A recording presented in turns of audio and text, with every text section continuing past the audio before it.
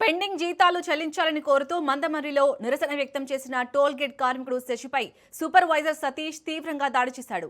ఈ ఘటనలో శశి ముక్కుపై తీవ్ర గాయమైందని వెంటనే చికిత్స నిమిత్తం ఆసుపత్రికి తరలించారు. పెండింగ్ వేతనాల విషయమై ప్రశ్నించినందుకే సూపర్వైజర్ దాడికి పాల్పడ్డాడని బాధితుడు ఆరోపిస్తున్నారు.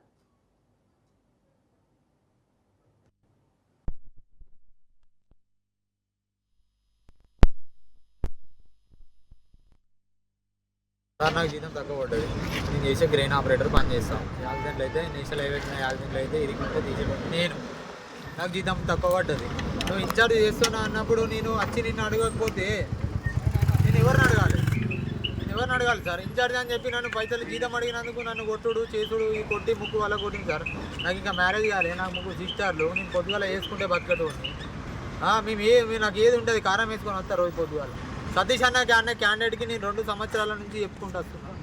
ఇట్లనే ఇస్తాడు. ఇంతకుముందు 4 నెలల జీతం ఇవ్వాలి. పైసలు అడిగినందుకు ఇప్పుడు బ్లడ్ కూడా సార్ వీడియోలు సార్ నాకు జీతం తక్కువ పడ్డది.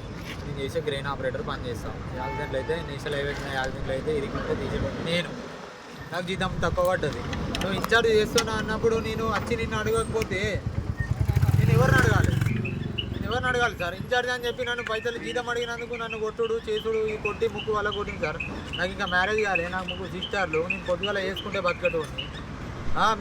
నాకు ఏది ఉంటుంది కారం వేసుకొని వస్తారు రోజు పొద్దుగాల. సతీష్ అన్న క్యాండిడేట్కి నేను 2 సంవత్సరాల నుంచి చెప్పుకుంటూ వస్తున్నాను.